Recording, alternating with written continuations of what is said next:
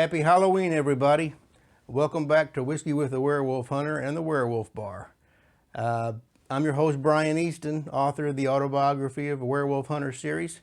And tonight we're going to bring you our Halloween edition of the show, which will include a little whiskey.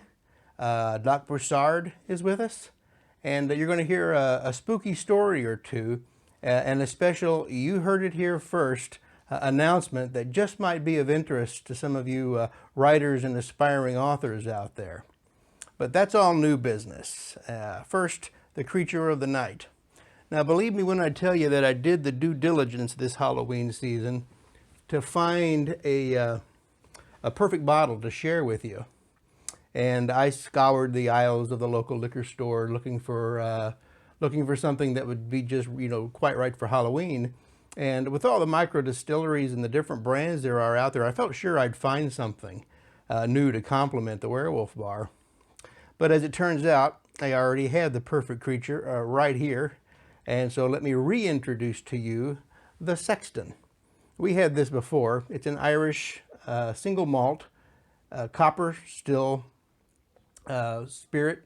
And it's called the Sexton. And it has this kind of these spiritual overtones to it, the sexton being an office of the church at one time doing grave duties and such like that.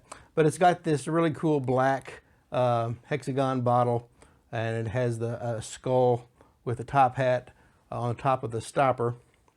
And I think it's only appropriate that we share Irish whiskey on this occasion, since it's from the land that originally gave us Samhain, or Samhain, as it's incorrectly pronounced sometimes in the first place. So I only wish I'd carved a turnip for the occasion.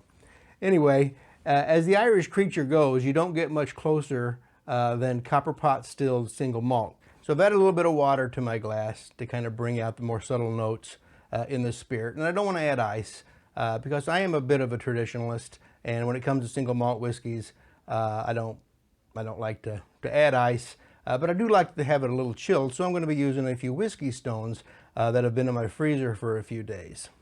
Now, these aren't actual stones. I've showed you these before on the show. These are actually stainless steel bullets that look like they're silver bullets, and so I've had these in the freezer for a while, and so I'm going to put some in the drink. Just to give a chill. Little chill to the Sexton.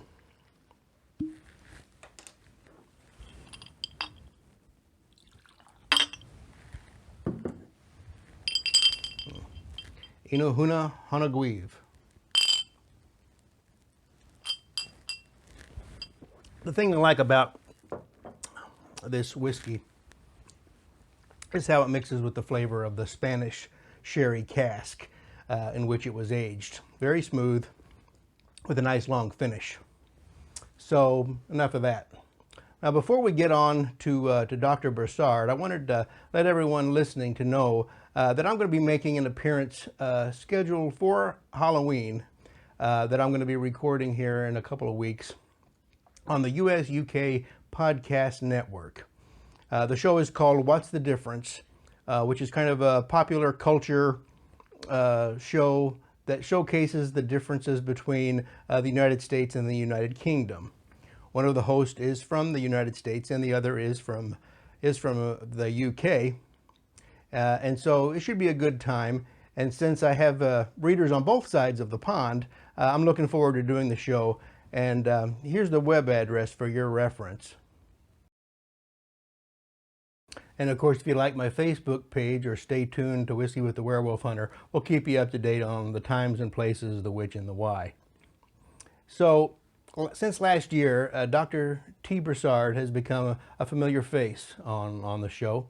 And he's brought his knowledge and expertise on the occult to the Werewolf Bar, and tonight will be no exception. Before we turn it over to him, though, I want to preface what you're about to hear with a few words to the wise. Firstly, however you want to define the supernatural, and even if you don't believe in it, that's fine. Let me assure you that when you take a certain path in life, you will see different scenery. It's like taking different routes in a vehicle. You're just going to see different things. So you're not going to see Mount Rushmore driving through Chicago. Well, Dr. Broussard, and to a lesser extent myself, have taken certain roads in life, and some of the things that we've seen on those roads, frankly, don't have ready-made explanations. So I'd ask you to listen to what Doc has to say, and to remember that none of us has been down every road. Here's Dr. T. Broussard of Baton Rouge.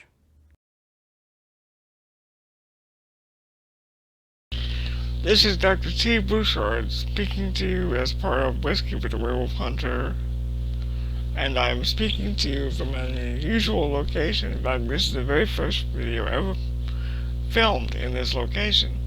This is the workshop, the temple, if you will, where I do my occult work, and I make the various things I make for people to accomplish the various ends that magic can perform. Usually I try to explore some element of Brian P. Easton's mythos in his books, his novels. Tonight I'm going to address something directly that I have not hitherto discussed, and that is the actual experience of shapeshifting, actual transformation of the physical form. I am going to give two accounts, one of which I witnessed and the other I actually participated in. The first account that I witnessed goes like this. I was in the southwest of the United States several years ago. I was with one of my mentors, and I had finished the essential parts of my training. He was training me in what one might call for the area of Broussard, Spanish witchcraft, essentially. And no, Carlos Castaneda was not consulted. At a certain point in our farewell, he bid me leave him and go down the hill. I could see him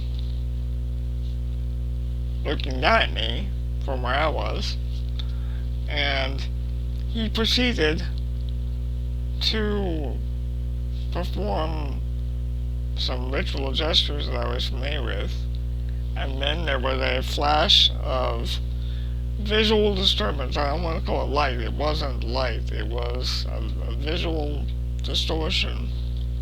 And after that, my mentor, whom I will call Padre, for simplicity's sake,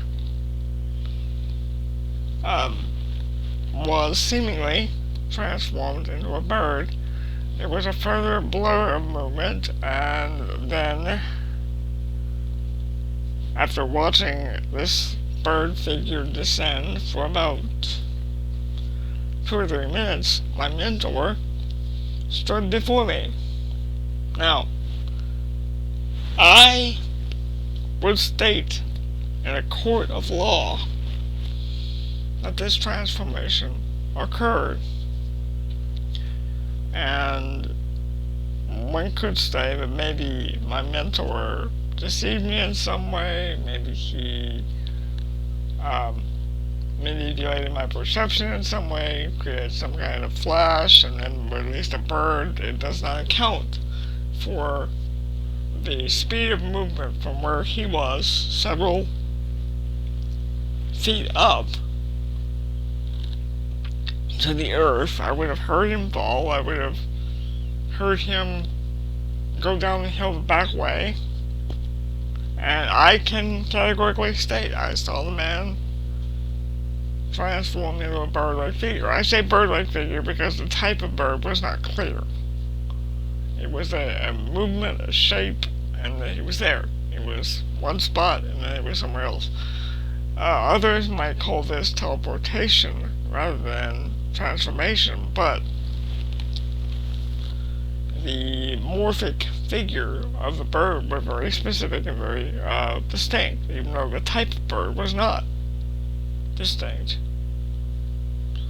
And so That is an eyewitness account of modern day, of about 30 some odd years ago, shapeshifting. Probably more than that, actually, now that I think about it. Now, in the second account, many years before this, when I still had a full head of hair, for example, and still had some hint of faith in my fellow man, I was inspired by my recent reading and governed by my own frustrations, and so went to the bayou and performed my version of a ceremony that I had gotten from essentially a children's book. I gathered the materials. I managed to make them into a reliable oil, and was able to apply them to the right places. I was able to procure the means to make a ritualized wolf strap, and perform the ritual very much as was described in the book, and use the herbs and so forth that I was able to gather. And I won't name these herbs because I don't want someone to be as foolish as I was, because frankly, given my age at the time, and given my health, I should not have been doing this. This was a very dangerous act on my part. I very well could have been poisoned and died. That being said, I lived. Now, once the potion and ritual began to take effect, I immediately had the experience of itching all over my body. My ordinary senses, my vision, taste, hearing, all that, the 5 basic senses, merged into a kind of all-over awareness. I had an encounter with what seemed an entity, and as I'd like to go into more detail on that, but suffice to say, it was very brief. After that encounter, my body felt as though it was changing. My muscles burned, my skin burned. There was a sense of needing to move, needing to be physical, and I moved. I began to run through the night in ways ordinarily I could not, because I have a mild handicap, and I ordinarily would require minor assistance. I would normally have to use a cane to be able to walk or move in the way I was. In this case, I did not need any help or assistance. I was able to move as an animal would, and I eventually encountered a small animal. I want to say it was a squirrel, but given where I was at the time, it could have very well been a nutria rat, which I don't recommend as a meal. I killed the animal. I brought it back to my ritual site. I offered the corpse to the spirit I had invoked, and made it to my bed, and was sick several times afterward, and was somewhat surprised to wake up fairly normal the next day. I want to reiterate that the ritual I performed was dangerous. I really was not as prepared as I could have been, and given how young I was at the time, that makes sense. But these types of things are dangerous. They have physical effects. Now, having had that initial experience using herbs and other conscious altering substances, I was then able to evoke this experience with definite physical effects at will, provided I met certain conditions of time. For example, the shift was easier at night than during the day.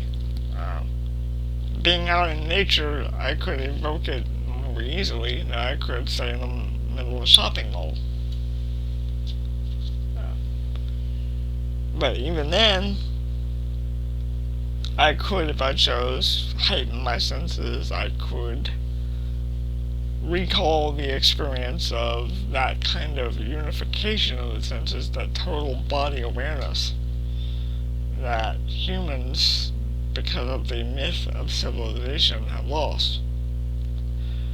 Now, one thing this taught me was that much of what we think of as werewolfism or werewolfery in the West is very common in the East in certain animal forms of martial arts. For example, the tiger style, the crane style.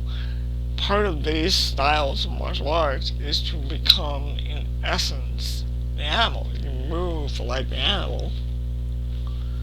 You think to a degree like the animal.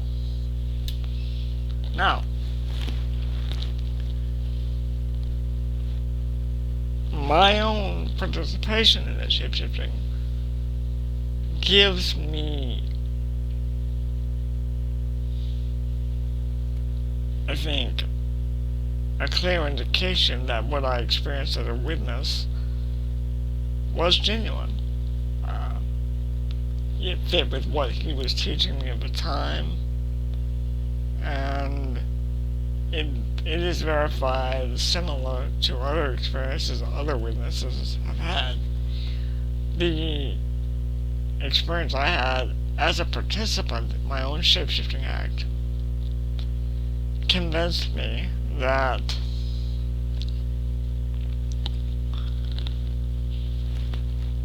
much of what we think of as changing form, altering the shape, is more about changing our internal view of ourselves. As a man thinketh, so is he. If a man thinks he is a wolf, his body can be so conditioned to bring forth the sensory experiences of a wolf. If you think back to hunting and gathering cultures, this type of shift of consciousness would have been essential to hunt animals with things like sticks and bows and arrows and things like that, because they didn't have guns and all back then. Now, the other part of that is this. This also showed me that the wolf that a man can become is not a natural wolf, because that wolf is a reflection of his inner self. My wolf would not look like Brian's wolf, for example. His wolf would not look like mine. It is a reflection of what lives in the individual performing the shapeshifting. Now, in the case of Lycaon, considered by many the first werewolf, he did not seek the power of the wolf. Becoming a wolf was a curse to Lycaon. And so, in that case, the atavism of a wolf was imposed upon Lycaon. So, those are my two stories. I hope everyone enjoyed them, and I will take a few minutes now to point out a couple of things in my setting here. If you look here, at this table next to me, it's a holster, actually. These are the implements of Luria, with a few elements of my own. This is the pipe.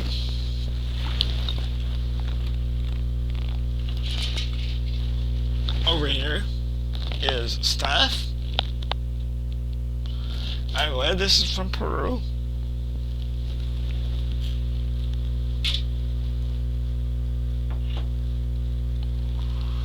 You have skulls and other implements up here. Bits of fur. These 3 skulls are all real. These 2 down here are coyote. This one is a Canadian wolf. And in somewhat of an homage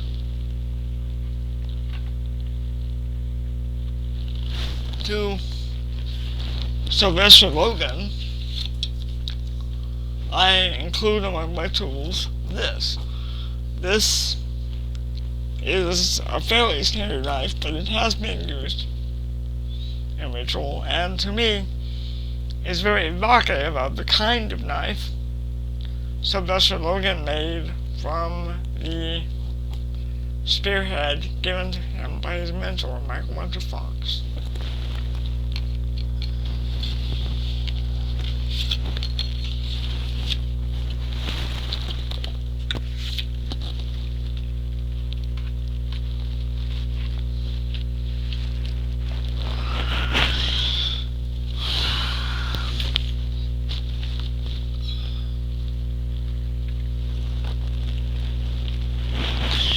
This pouch here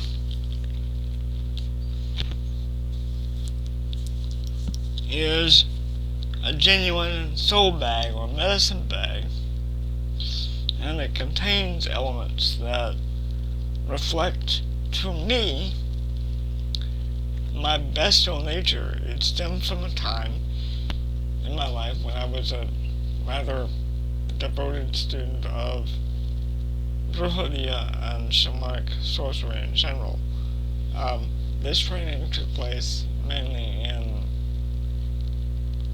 the southwest of America in various places, and this time period represents a large portion of my books on these topics. All of that come from the time period represented by this pouch.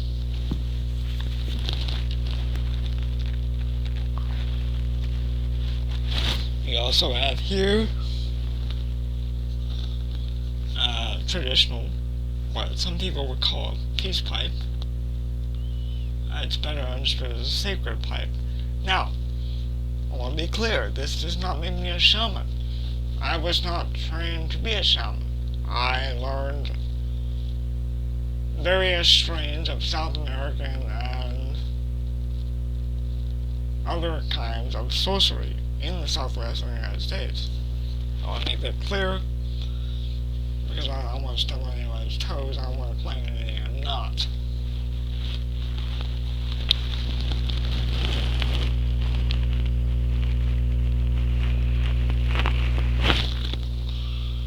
Now, adjust things here.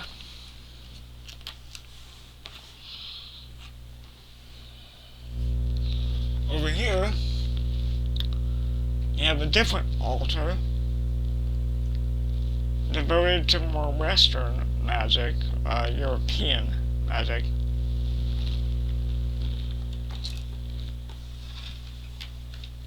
And behind me, we have a figure of a coffin. This, of course, symbolizes the transition from death into life. Resurrection, most people associate it with death, but it's actually more akin to a cocoon or a womb, in the sense of the body goes in dead and is supposed to rise forth renewed, resurrected. So when you see coffins and things like that, what you're really seeing are images of aspirational resurrection. The aim is not to be morbid, but rather to celebrate the forthcoming life. In many cultures, many of which I've participated in, the modern idea of death is considered an illusion. Death is more akin to a transitional state, which is why werewolfism or werewolfery is often connected with necromantic practice. The wolf takes on a psychopomp role. It is meant to help a soul or spirit to different things, from one state of being to another. Now, I want to thank Brian Peterson for the privilege of presenting this to you, and I hope that it has been educational and fun.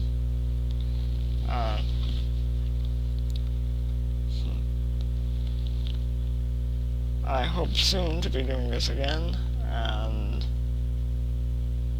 it is always my privilege to do so. So until then, mind the moon, and good magic for those who do it.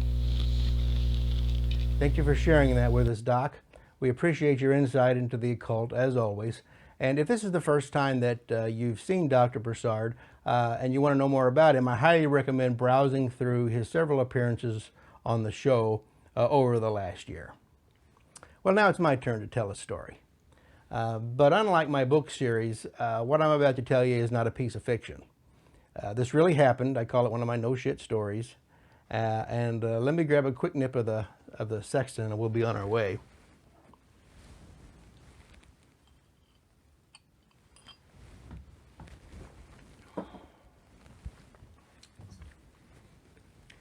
This story isn't about werewolves. It's about a house. And it runs from about 1984 to probably 1993, 94, somewhere around in there. When I was 17 years old, I had a Jeep, 1979 CJ5 with a rag top. And I took that thing everywhere, off-road and on. And it broke down a lot and kept me poor much of the time. But around this same time, my friends and I met a guy from out of town, from a little smaller town than ours, which is saying something.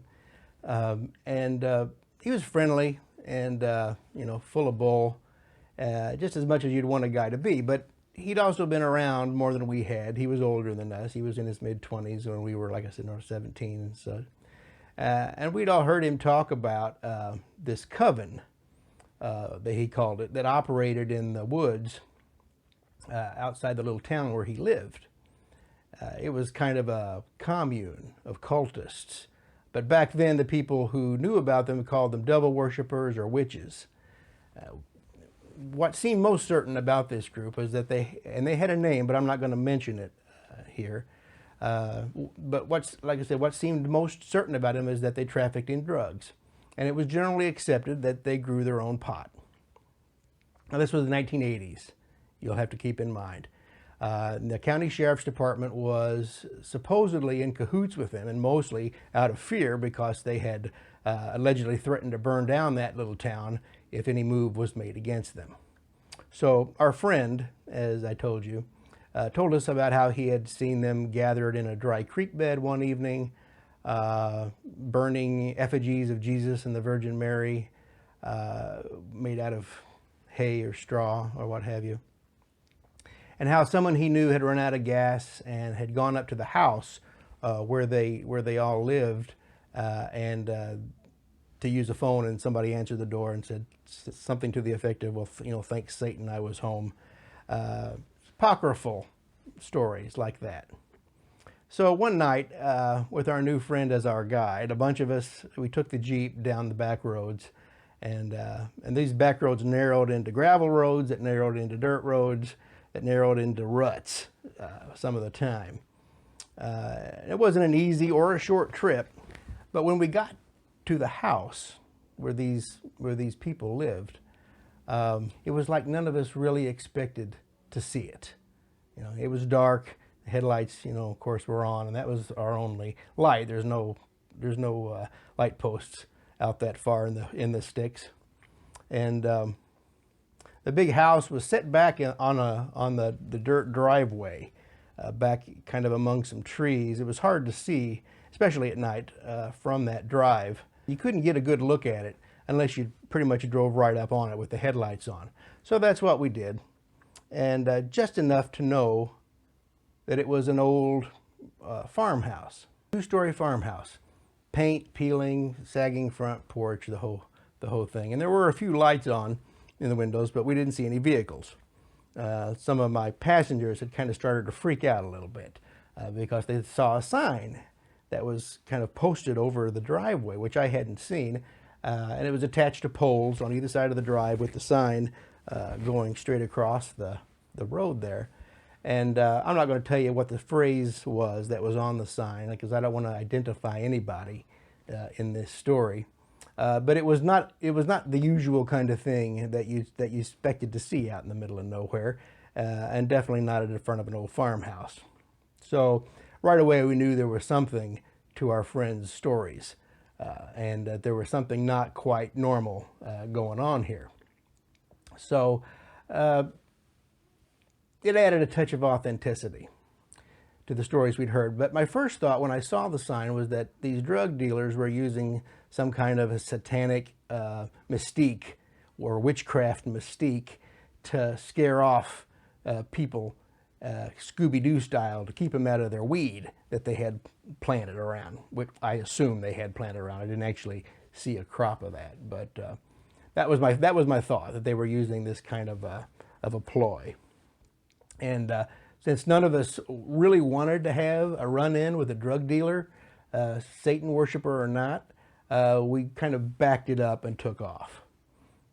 And that was just the beginning. Word got around about this excursion. Most of us were still in high school at the time, and before long there were kids begging to go see the witch house, they called it. And some of these were girls. And at 17, I could think of no better outing than to take along a jeep load of chicks into scary territory on a backwoods sightseeing trip. So that's what I did several times. And a month or two would pass, and a whole new batch of people would want to go see the house too. And of course, I told them all about the stories as we took the trip, and I took dates out there for private viewings, and I wasn't the only one. Some of the guys that went with us on the original trip out there did the exact same thing that I was doing. So there was a lot of back and forth to this house for the curious. And once in a while, some of the old guys, the old bunch, would go out there with me. Well, as things go, people gradually lose their interests in things, and they lost interest in the witch house. People started graduating high school, and some things are just not as important once you're out in the real world, and for me included. And it'd become a pretty stale kind of thing. And we pretty much forgot about it, and years went by, but every now and then somebody would say that they'd been out there to have a look, and I didn't really go back unless it was for an excuse to be, alone with a girlfriend or something. Then maybe around 1989, there was news that this group of cultists and or drug dealers had been the target of a DEA investigation, and that the whole outfit had been dismantled and or arrested. It was in our local paper, so I presume it to be a true account. The names matched up anyway, the name of the group that we knew and the name of the group that was published. So what do you think we did? Well, we headed back out there. We drove right down that lane and up to the house for the first time ever, really, to get a good look at it, and in the daytime, no less. And the house looked better than we had seen it through the trees, or at least we had imagined it through the trees years before. New paint, maybe some repairs, it seemed, but the sign had been taken down. And the poles it had hung from were lying on one side of the drive, and the sign was on the other, weathered and as weird as ever. All right, so up until now, everything that I've told you has been backstory. okay? This true strangeness wasn't really to begin until a year or so later, when one of my oldest friends, who had been a part of the original bunch that had gone out there with me to begin with, had said that he and his girlfriend had been out that way, and that the house was gone. The house had been presumably torn down by the new property owners, since the old group were all dismantled or in jail. So we got a few of the original crew back together, and we headed out there as a kind of a farewell to what had become a local legend of the witch house. And of course, my Jeep was long gone by now, so we took different vehicles. But when we got there that night, and we had flashlights with us, the house was gone, and what was weird was that there was not a sign of it anywhere. Not a stick of it, not of the mess that you find when you tear down a house. I mean, there wasn't even any upturned earth anywhere. It was all smooth and grassy, as if the house had never been there. We even walked over it to see if it was kind of lumpy underneath. Didn't really feel anything. It was just gone, and it just seemed odd that someone would take such trouble to landscape over this place, where an old farmhouse had been out in the middle of nowhere. And I'm telling you, this was the boondocks. Okay, but there it was, and that was the end of it. And speaking just for myself, I felt a little sad that the whole thing was all over with. Then one of the original guys who hadn't gone with us our last time out there wanted to see the house gone for himself. So we went back out, and it was daytime, and as soon as we headed down that drive, we could all plainly see the house wasn't gone at all. It was standing just like we remembered it. And we just kind of, looked at each other in disbelief. It was gone, right? We were saying to each other, and you saw it too, right? Yeah, well, there it is, And so that was weird. And so once word got around about that, what was being called the disappearing house became a new wave of interest. And we took people out to see it. But when we did, it was gone again. It was gone again, and this time for good. It's not something that I have ever been able to explain, except by stretches of reasoning almost as ridiculous as the idea of a vanishing witch house. The last time I was there was around 2010. The house was still gone, and we were run off by the property owners who'd said they'd had their fill of tourists out there, which kind of leads me to think that me and my crew weren't the only ones who saw something they couldn't rationalize.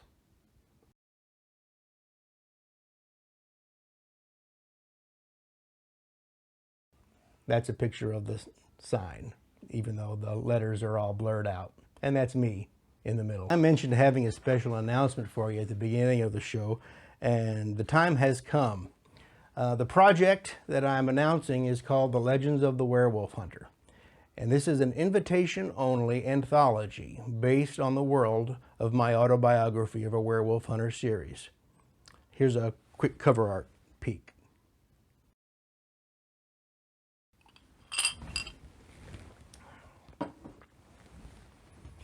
So right now, we have 5 authors invited personally by yours truly, writing stories with characters and plot lines or other aspects directly derived from my original trilogy of the Winter Fox journals. And basically what I've done is invite these folks to come play in my sandbox, so to speak. Right now, the plan is to give these talented individuals a year to craft their stories and get them ready for submission. And then this time next year, next Halloween, to bring that to publication so we can all read what they wrote.